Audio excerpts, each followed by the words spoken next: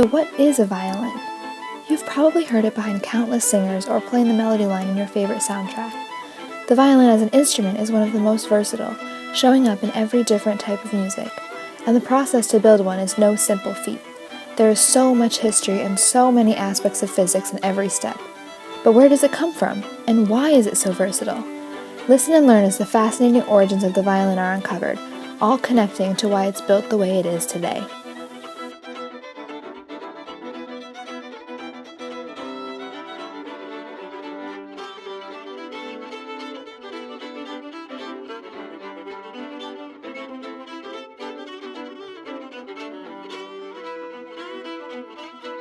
By definition, a violin is a set of strings that is mounted on a wooden box, creating an almost closed airspace.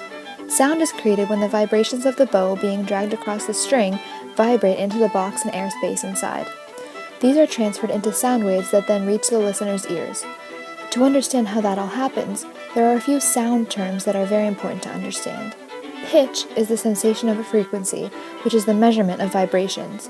Depending on this frequency, we hear different pitches, all of which have different timbres. Timbre is the quality of a sound. The tone created in instruments comes from the timbre, pitch, vibration, and expression of the instrument. This explains why so many instruments sound so different. It also explains why the violin can sound so different in different styles of music.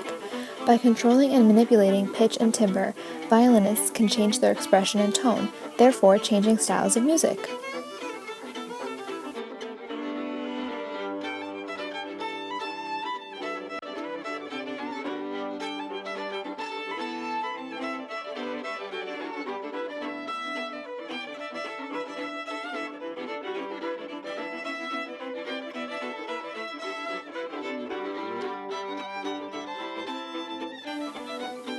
Most violins have the same basic structure. The box is composed of front and back plates with connecting sides. Typically, these are made from spruce or maple, sometimes pine, and it is not always the same wood for the whole instrument. Different woods are used because of their acoustic properties based on their grains and hardness. Maple is often used because it has good acoustic properties as well as having beautiful decorative qualities in different patterns. F-holes are cut into the top of the box to allow for sound to resonate throughout. Other important parts include the neck, fingerboard, pegs, tailpiece, and bridge, all of which play an important role in creating the violin's unique sound. The neck is made of the same wood as the body, and the fingerboard and pegs are made from ebony. Purfling is found in many string instruments, and while it can be a complicated step, it is just a very thin strip of wood that is solely used for decoration.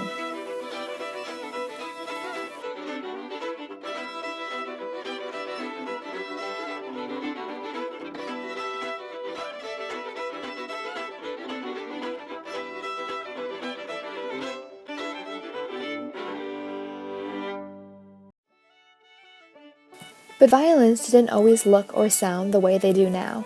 In fact, violins have a very long and confusing history, with many discrepancies still today. There are several dates and time periods claiming the creation of the violin's ancestors. Greek legend states that Apollo discovered vibrating strings and their musical capability, so maybe we have had ancient violins all the way from Greece. But it is more likely that the first violins came as early as the 10th century. The rebec is accredited to this time period and was seen in a variety of forms. It was used as the accompaniment for dances and processions. Most commonly, the rebec was a 3-stringed violin. Its medieval structure was an elongated pear shape that produced a hard, nasal tone. Although there is some resemblance to today's violin, for the most part, the construction is very different, leading to a very different sound. This instrument was very popular in 13th century France, played throughout in many different royal bands and in churches. Eventually, the rebec disappeared in the 17th century. Soon after came the viol, or viola da gamba. This was a bowed string instrument very similar to the cello. It came into popularity in the late 17th century in Baroque and Renaissance music. It came in different sizes, with 6 strings and a slightly convex bow. Like the rebec, the viola was most popular in European countries like France, England, and Germany, and it was often played in small ensembles. These 2 instruments are the main predecessors to the violin, however, there are many others. These include the English crwth, the Arabian rebab, the organostrum, the viola d'amore, the viola di fugato, the viola pomposa, and the violetta. None of these were ever as popular as the violin was when it became extremely popular in the early 19th century.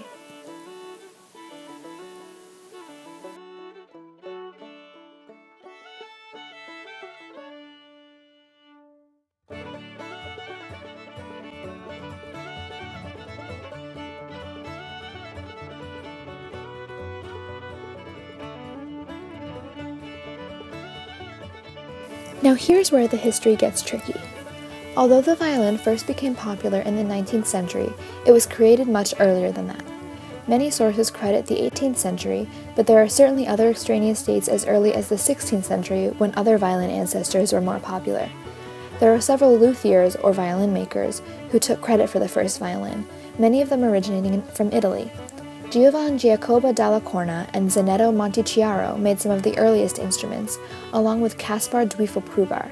However, that history is very murky and there is minimal proof of Duifel-Pruvar's work. While these were all Italian luthiers, there are still others who give credit to Kaulitzer, a Parisian builder who discovered the violin that is very similar to today's. Although there have been an infinite amount of changes made, the violin we use today is very similar to that of the last several hundred years. Some of the most famous violin makers are Antonio Stradivarius and Andrea Amati. Their instruments developed much of the noble tone that we hear in today's instruments, and their styles are now commonly used. By the end of the 19th century, all other violin-type instruments had been thrown out of style in royal bands and composers were crazy for violins. But why?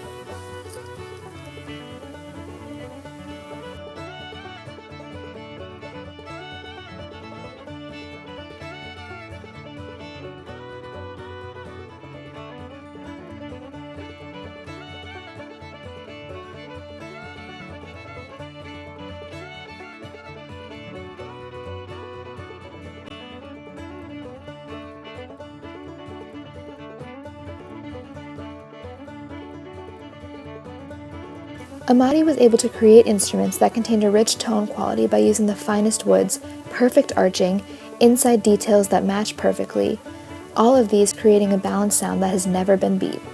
Every physical aspect of the violin has a purpose. Early on, luthiers used the golden section law to find the perfect ratios and proportions for the dimensions. They quickly learned that by cutting out the C shape in the middle of the violin, they could eliminate unwanted sound that eliminated fullness of sound. That trademark C shape also divides the top and bottom somewhat, allowing for both sections to vibrate independently of each other. A huge part of sound quality comes from the wood itself. Luthiers would spend a lot of time listening to the resonances of different pieces of wood to get them to harmonize with each other before they were even carved.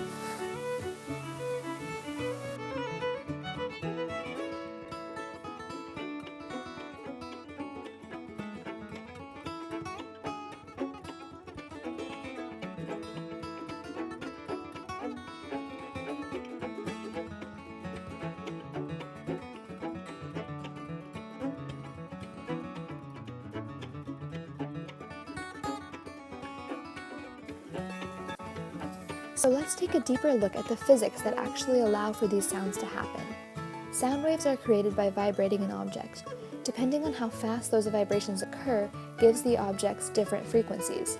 In violin strings, each string has a certain frequency that is heard as it is sent out into the air.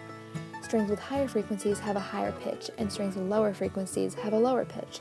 It is because of frequencies in sound waves that we are able to distinguish different pitches from each other. Some frequencies are controlled as we place our fingers in certain spots to create certain pitches, but there are more frequencies happening in the violin at the same time. Natural frequencies occur in nearly every part of the instrument. If any part is plucked, strummed, or hit, it will vibrate, creating the natural frequency. All of these frequencies create different qualities of sounds, timbres. Some tones are single frequencies, others are more complex combinations. This allows for purer or richer sounds. In violins, the sound box allows for many vibrations to take place among the whole instrument. Forced vibrations occur when one object forces a connected object into vibrational motion. This happens when the bow is dragged across the string to the fingerboard, to the sound box, to the top and bottom plates, and through the F-holes to give us the sound.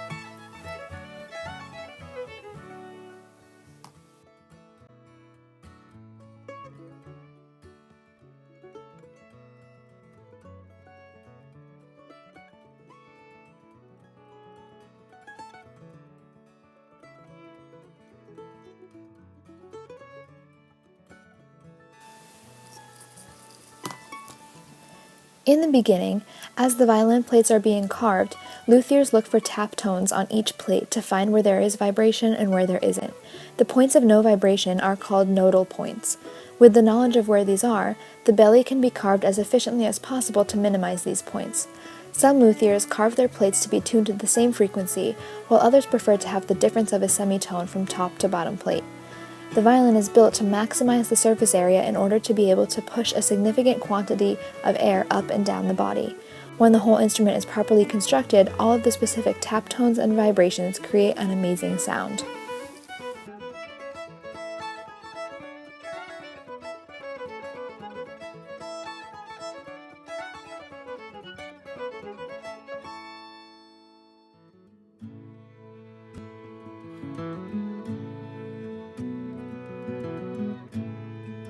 The bridge is a crucial part of the instrument.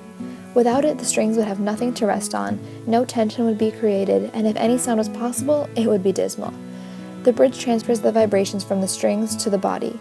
This transfer of energy allows for a bright timbre. The placement of the bridge on the instrument makes a huge difference. Typically, the bridge's feet are placed symmetrically between the F-holes. Underneath the bridge, on the inside of the violin, are the bass bar and the sound post. Both are some of the most important pieces of the violin. The bass bar extends vertically along with the body of the violin and extends the strings' vibrations up and down the body, allowing for the sound to resonate. That is under one foot of the bridge. Underneath the other foot is the sound post, which stands vertically in between the two plates. When the strings are tightened and played, there is over 100 pounds of tension on the bridge. With the sound post properly in place, the tension can be distributed and prevents collapsing of the bridge. Small differences in placement of the sound post left and right, up and down, change the brightness and volume of the sound.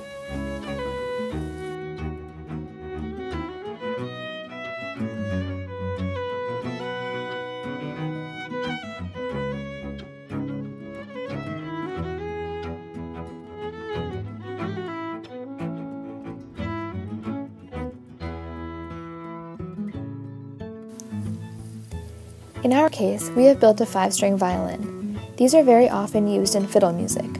So this may lead you to ask, what is the difference between a fiddle and a violin? As a musician who plays both styles, I can tell you they are very different. But physically, the instruments are almost identical, and the same instrument can be used for both types. Some of the differences, besides an occasional extra string, include different curvature of the bridge and a higher action. The bridge on fiddles is often less curved than violins, allowing for more double stops to play chords. The action, which is the distance from the strings to the fingerboard, is lower for fiddle players. This allows for easier playing, especially if they decide to change the tuning, therefore changing the tension. However, despite these few differences, everything else is essentially the same. It is through the intent and style of the music that allows for such different sounds that make fiddle music and violin music.